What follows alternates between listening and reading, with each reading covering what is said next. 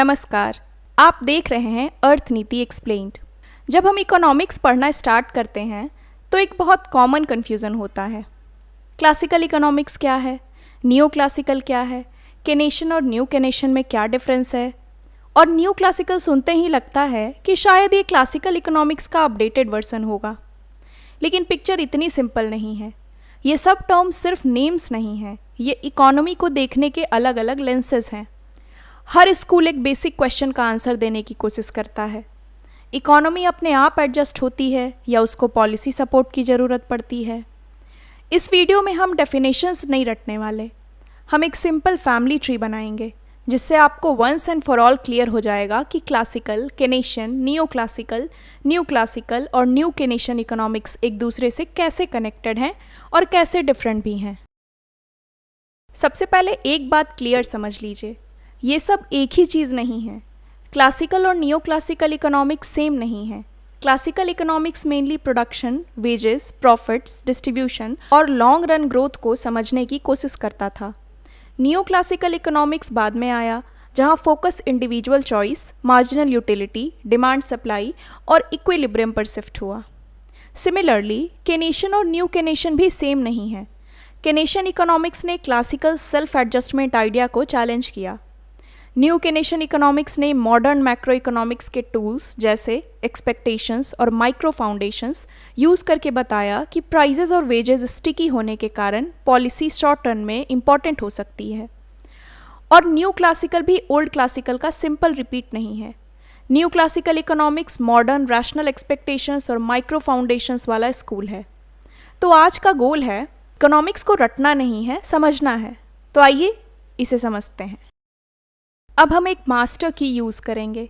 किसी भी macro economic school of thought को समझना है तो बस ये 3 क्वेश्चंस पूछिए। पहला, मार्केट एडजस्टमेंट, मतलब क्या मार्केट अपने आप सेल्फ करेक्ट कर सकता है। सेल्फ करेक्ट का मतलब है कि अगर इकोनॉमी में अनएम्प्लॉयमेंट, एक्सेस सप्लाई या रिसेशन जैसी प्रॉब्लम आ जाए तो क्या वेजेस, प्राइजेस और कंपटीशन के थ्रू इकोनॉमी खुद वापस नॉर्मल लेवल पर आ जाएगी। दूसरा, गवर्नमेंट इंटरवेंशन, मतलब क्या सरकार को फिस्कल पॉलिसी, स्पेंडिंग, टैक्सेशन या रेगुलेशन के थ्रू इकोनॉमी को स्टेबलाइज करना चाहिए। तीसरा, पब्लिक एक्सपेक्टेशंस, मतलब लोग पॉलिसी अनाउंसमेंट्स को कैसे समझते हैं। क्या लोग future inflation, interest rate, jobs, wages के बारे में एक्सपेक्टेशंस बनाते हैं। अब ध्यान रखिए, इन 3 क्वेश्चंस के आंसर्स चेंज होते ही स्कूल ऑफ थॉट चेंज हो जाता है। क्लासिकल इकोनॉमिक्स को समझने के लिए हमें 18th और 19th सेंचुरी के इंडस्ट्रियल कैपिटलिज्म के कॉन्टेक्स्ट में जाना होगा। Adam Smith, David Ricardo, Thomas Malthus और जे.एस. मिल जैसे थिंकर्स इकोनॉमी को एक सिस्टम के रूप में देख रहे थे। क्लासिकल इकोनॉमिक्स का सेंट्रल इंट्यूशन था, मार्केट में एक नेचुरल ऑर्डर होता है। अगर इंडिविजुअल्स अपने सेल्फ इंटरेस्ट फॉलो करते हैं और प्राइजेस और कंपटीशन को काम करने दिया जाए तो इकोनॉमी में कोऑर्डिनेशन पॉसिबल है। एडम स्मिथ ने इस आइडिया को इनविजिबल हैंड के मेटाफर से एक्सप्लेन किया। इनविजिबल हैंड का मतलब कोई लिटरल हाथ नहीं है। इसका मतलब है कि इंडिविजुअल सेल्फ इंटरेस्ट कभी कभी मार्केट सिस्टम के थ्रू सोशल कोऑर्डिनेशन क्रिएट कर सकता है।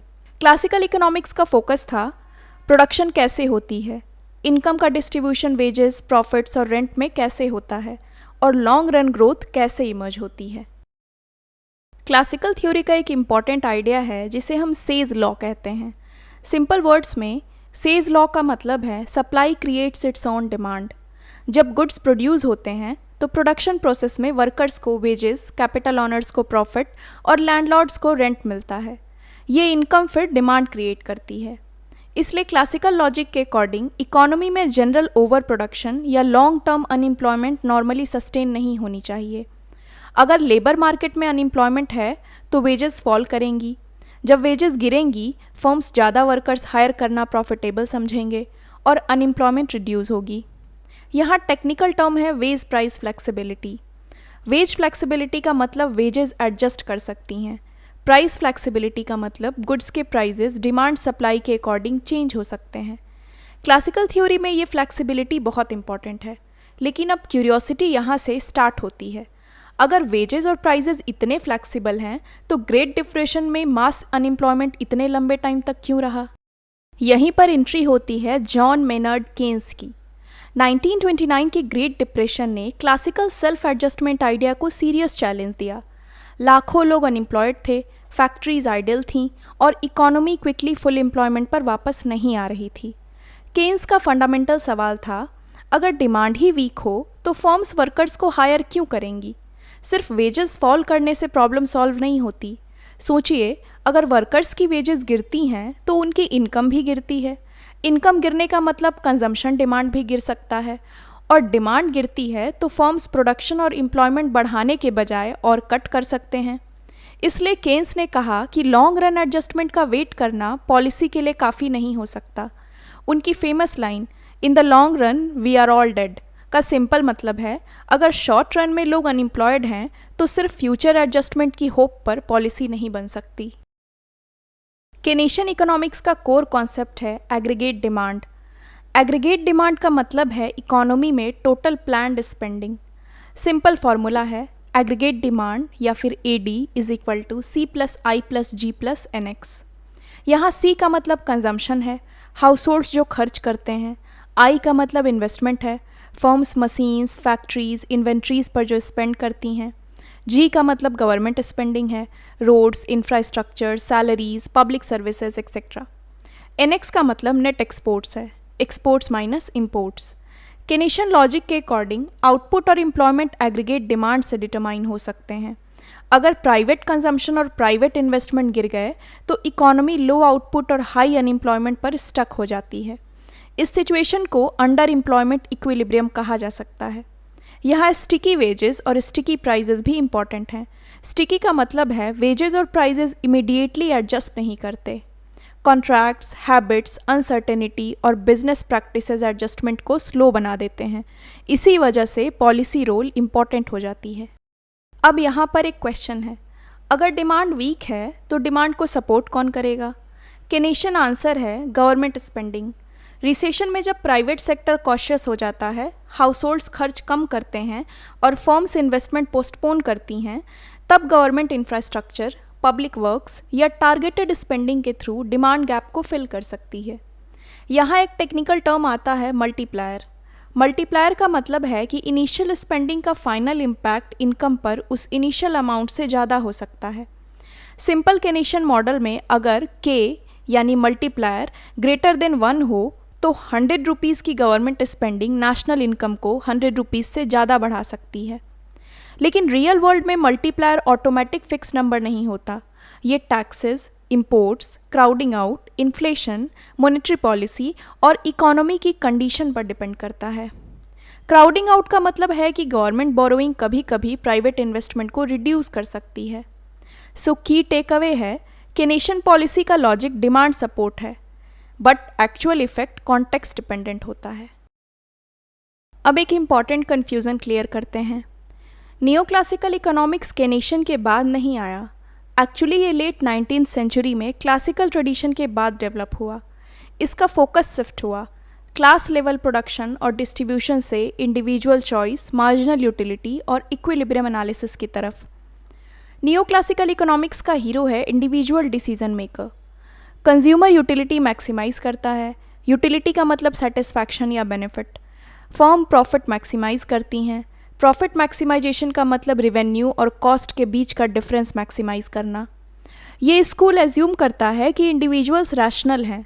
रैशनल का मतलब परफेक्ट ह्यूमन नहीं है। इकोनॉमिक्स में रैशनल का मतलब यूजुअली है कि पर्सन अपने गोल्स के अकॉर्डिंग कंसिस्टेंट चॉइसेस करते हैं, अवेलेबल इंफॉर्मेशन का यूज़ करते हैं और कॉस्ट बेनिफिट कंपेयर करते हैं।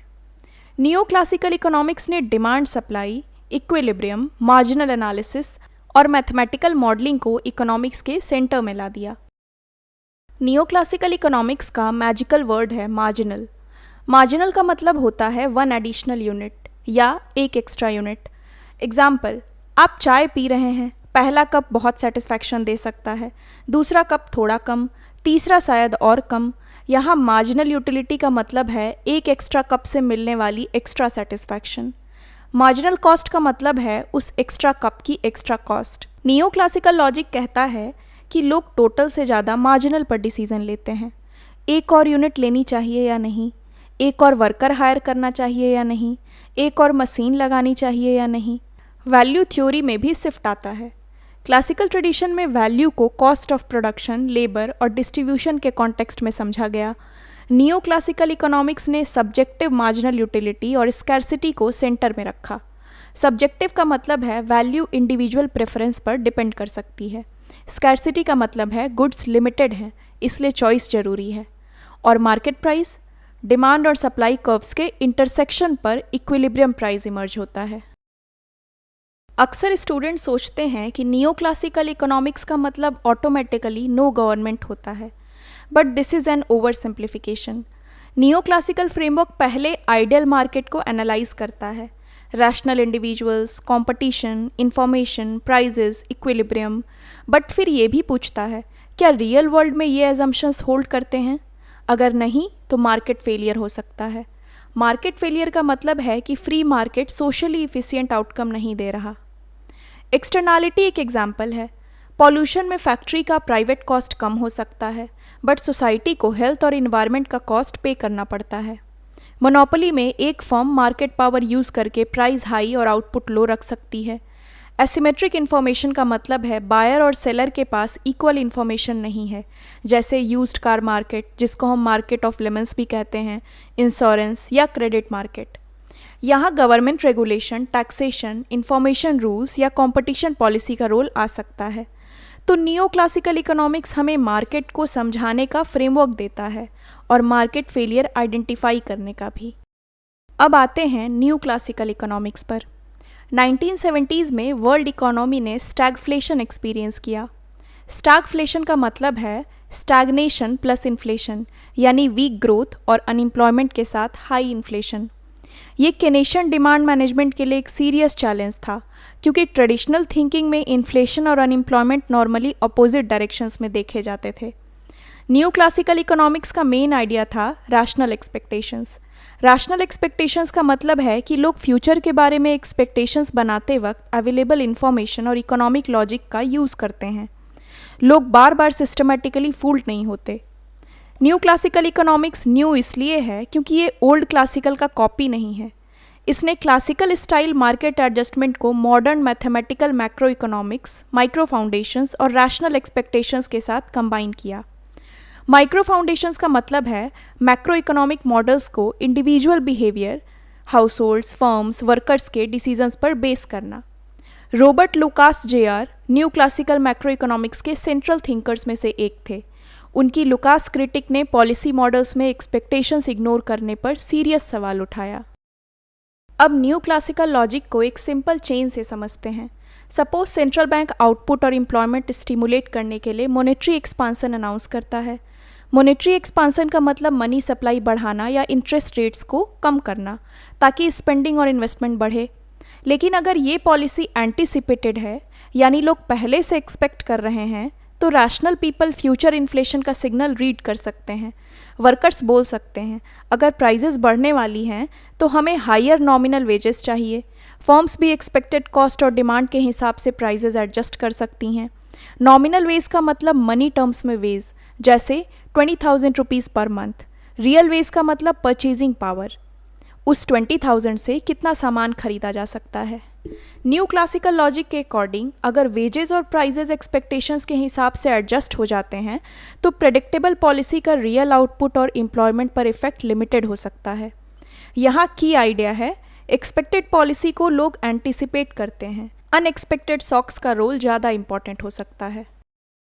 न्यू केनेशियन इकोनॉमिक्स को समझने के लिए एक सिंपल लाइन याद रखिए, expectations matter but prices and wages are sticky. New Keynesians ने न्यू क्लासिकल इकोनॉमिस्ट से कुछ चीज़ें एक्सेप्ट की। लोग एक्सपेक्टेशंस बनाते हैं, माइक्रो फाउंडेशंस इंपॉर्टेंट हैं और मैक्रो मॉडल्स को इंडिविजुअल बिहेवियर से कनेक्ट करना चाहिए। लेकिन उन्होंने ये रिजेक्ट किया कि वेजेस और प्राइजेस ऑलवेज इंस्टेंटली फ्लेक्सिबल होते हैं। स्टिकी प्राइजेस का मतलब है प्राइजेस इमिडिएटली चेंज नहीं करते। Example, restaurant menu, catalogue prices, contracts, online pricing systems, customer reaction, इन सब के कारण फर्म्स हर रोज़ प्राइस चेंज नहीं करती।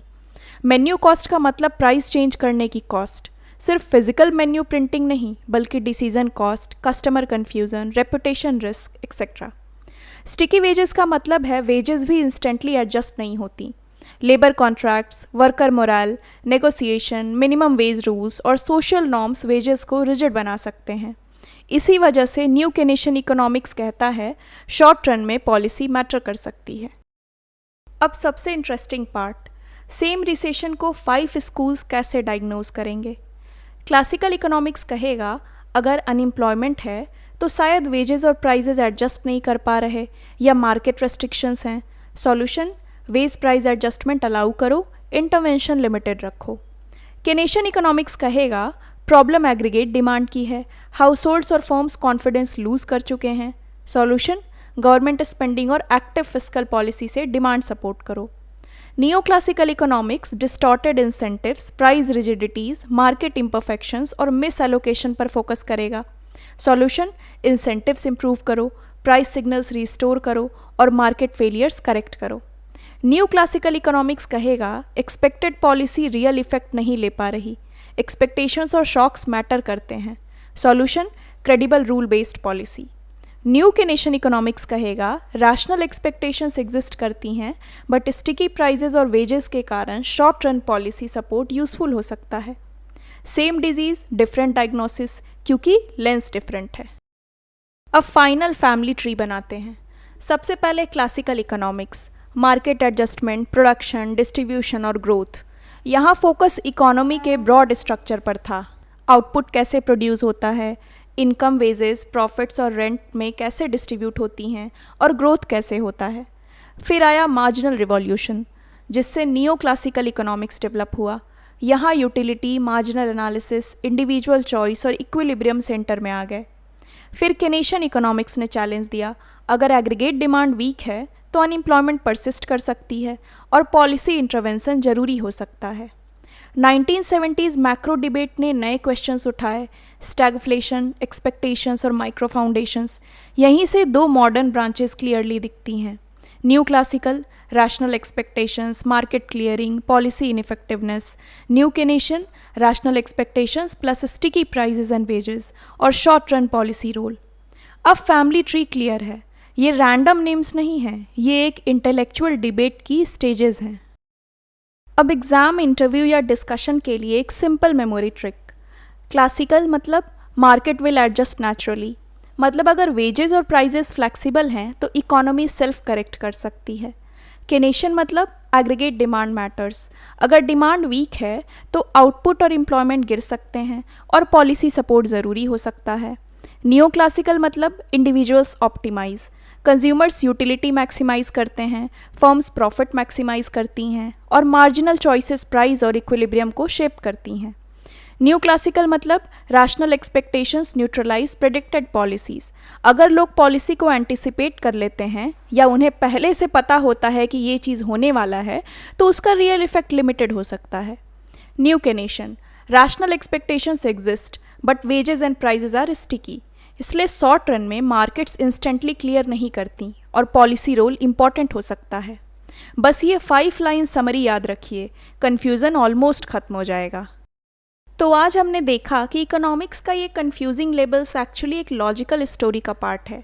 क्लासिकल ने मार्केट एडजस्टमेंट पर ट्रस्ट किया, केनेशियन ने डिमांड फेलियर दिखाया, नियो क्लासिकल ने इंडिविजुअल चॉइस और मार्जिनल एनालिसिस को सेंटर में रखा, न्यू क्लासिकल ने एक्सपेक्टेशंस को मैक्रो इकोनॉमिक्स के सेंटर में ला दिया और न्यू केनेशियन ने बताया कि एक्सपेक्टेशंस के साथ साथ स्टिकी प्राइजेस और वेजेस भी रियल वर्ल्ड में इंपॉर्टेंट हैं।